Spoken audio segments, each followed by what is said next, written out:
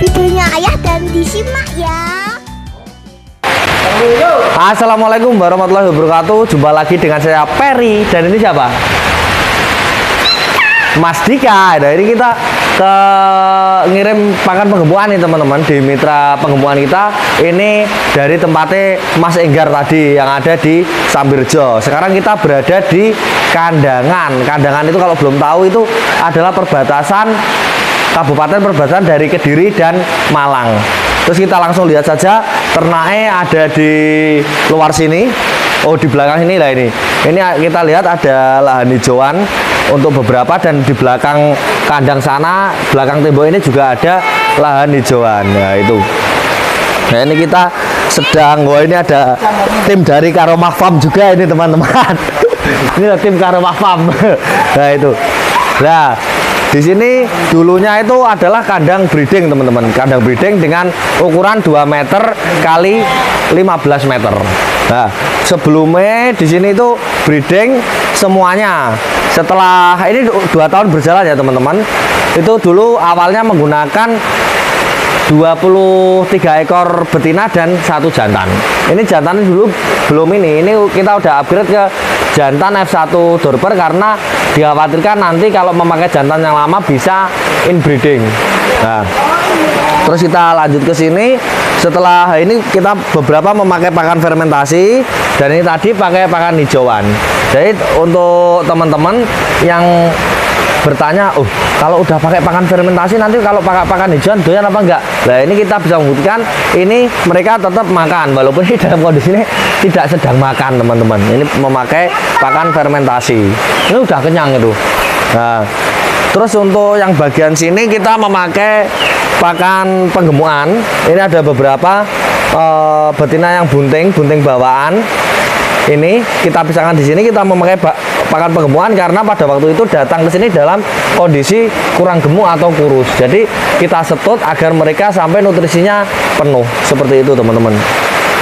Terus ini adalah penggemukan yang ada di sini yang sebelumnya breeding, karena sudah melakukan proses perkawinan, proses pembuntingan, terus lepas sapeh dan pembesaran. Itu kan tergolong santai. Kemudian memberanikan diri untuk proses fattening karena sudah biasa mengatasi domba-domba yang terkena penyakit dan kurus melalui proses breeding yang berjalan santai itu tadi. Jadi nantinya sampai sini akan dijadikan fattening semua. Kandang fattening ini jadi dipersempit seperti ini. Nanti untuk breeding dipindah ke kandang lemprak. Lah ini kandang lemprak sudah siapkan, otomatis ini nanti akan dijadikan proses breeding yang sekaligus pembibitan untuk fattening di kandang mitra ini sendiri. Ini mitranya tempatnya di tempatnya kakak saya ini teman-teman. Lah ini kenapa kok harus ada proses fattening di suatu kandang seperti itu? Untuk proses fattening ini nanti untuk mempercepat sirkulasi dana setiap 3 bulan sekali seperti itu. Untuk kandang yang ini kapasitas antara 50 sampai 60 itu kalau kita bagi selama ingin 1 bulan sekali, berarti kita ngisinya 20 ekor per bulan. Jadi nanti setiap bulan bisa panen 20 ekoran. 20 ekor, 20 ekor, 20 ekor, dan bulan ke-10 kita mendapat bibit atau dari kandang kita sendiri. Bonusnya dalam 1 tahun ini kita dapat bonus 1 kali tanpa harus membeli bibit dari luar kandang seperti itu. Nah, untuk proses yang perlu diketahui di awal itu kita yang perlu diketahui adalah mengapa kok harus breeding dulu gitu. Mengapa kok harus breeding dulu? Lah, untuk proses breeding itu sendiri kita dilatih untuk melakukan beberapa hal terkait dengan peternakan domba seperti itu. Contoh, mengapa kita harus belajar di peternakan domba ini? Karena kalau hanya bermodalkan uang saja tanpa pengetahuan, hanya bermodalkan ilmu itu sangat kurang. Jadi ilmu yang kita dapat sebelum melakukan peternakan ini tadi kita aplikasikan dalam sebuah peternakan itu sendiri. Nah, yang paling ringan di sini adalah dengan menggunakan sistem breeding seperti ini teman-teman. Nah, di sistem breeding ini tadi ini kita juga menggunakan bibitan-bibitan yang berbeda dengan penggemukan. Kenapa? Untuk meminimalisir kematian atau tingkat mortalitas seperti itu. Nah, ini contoh kan kita menggunakan Texel semua ini. Ini untuk belajar dengan ketahanan tubuh yang bagus menggunakan Texel ini. Nanti diharapkan untuk mengurangi masalah-masalah yang ada di peternakan itu. Contoh masalah adaptasi dengan pakan, gitu. Yang kedua adalah adaptasi dengan cuaca sekitar. Kalau kita menggunakan bibit-bibit lokal atau bibit-bibit yang kurus atau langsung malah ke fattening, itu bahayanya nanti kita selain diburu-buru dengan proses penggemukan yang berjalan sekitar 100 hari atau 3 bulan, kita juga dituntut untuk membebaskan atau menyelesaikan masalah yang datang. Contohnya sakit, terus kelumbrak-kelumbruk. Kalau penggemukan seperti ini, kalau kita sudah terbiasa untuk mengatasi masalah, maka kita tidak akan terjadi kepanikan dan peternakan pun akan berjalan secara harmonis seperti itu teman-teman. Lagi loh. Nah, ini adalah beberapa proses di mana domba ini 1 bulan digemukkan di sini. Untuk proses penggemukan itu sendiri, mengapa kok 100 hari? Karena di 30 hari pertama itu biasanya adaptasi mulai pakan, mulai kandang, dan sirkulasi udara yang ada di sini atau kondisi habitat. Nah, kemudian di 30 hari berikutnya atau 2 bulan itu biasanya proses pembentukan tubuh. Jadi ini seperti terlihat udah bagus-bagus seperti ini ya. Ini menginjak ke 2 bulan. 2 bulan ini udah terlihat bagus-bagus.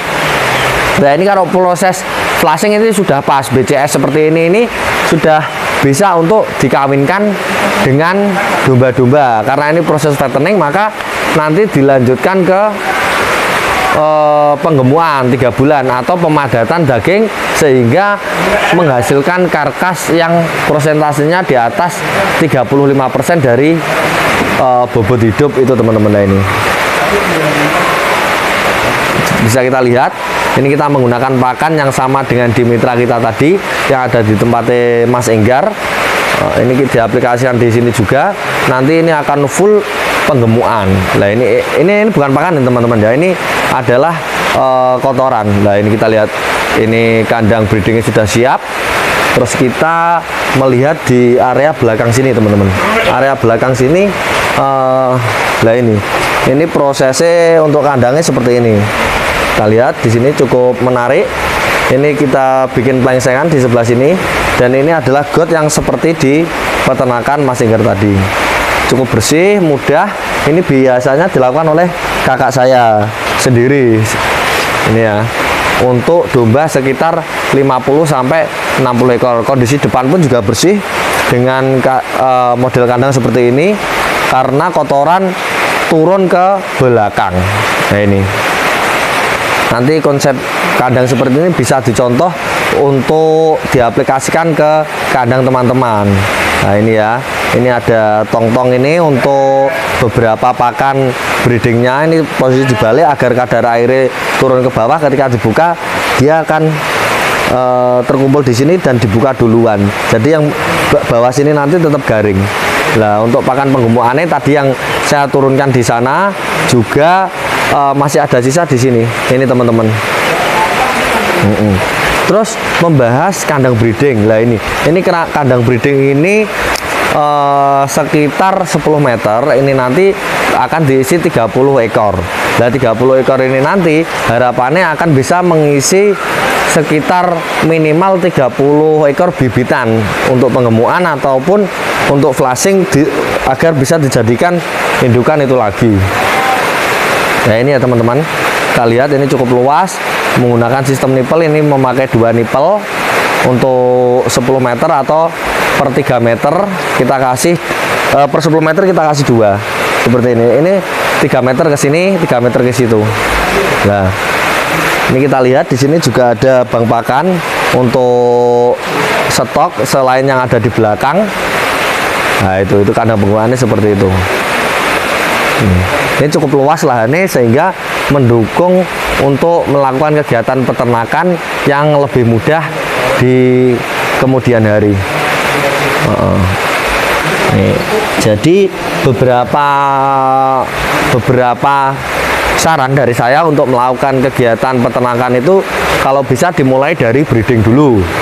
Breeding dulu baru fattening. Agar kenapa? Ketika kita belum pernah atau nol tentang ilmu perdombaan, kita tidak kaget. Nah, sedangkan kalau kita langsung beranjak ke fattening, alasannya kenapa itu tadi? Kalau kok jangan dulu, karena bibit-bibit fattening kan otomatis kurus. Lah, domba-domba yang kurus itu otomatis rentan terkena penyakit. Kalau kita belum pernah beternak, otomatis kan kita belum sering mengatasi keadaan di mana domba-domba atau ternak kita itu sakit, sehingga selain diburu-buru oleh waktu, kita juga mendapati masalah-masalah yang belum pernah kita temukan seperti itu teman-teman. Nah ini ya. Terus kalau kita sudah lulus di breeding, kan breeding ada 4 proses, yaitu kawin, bunting, begitu terus melahirkan, terus pembesaran anak. Lah sampai di siklus itu kan sekitar 10 bulan. Kalau kita sudah expert, baru menginjak ke yang fattening. Kecuali kita mempunyai tim khusus di bidang peternakan ini, terutama di bidang fattening. Jadi jangan sampai hanya tergiur dengan hasil yang cepat atau keuntungan yang instan seperti itu. Jadi kita harus mempelajari faktor-faktor di mana untuk keberhasilan bisnis kita dan bisa lebih besar gitu loh teman-teman. Ya, ini ya. Kita lihat di sini. Tuh, lah itu kakak saya. Nah itu yang pakai sarung itu, Pak Haji Abdullah itu namanya, Abdullah bin Abu Bakar.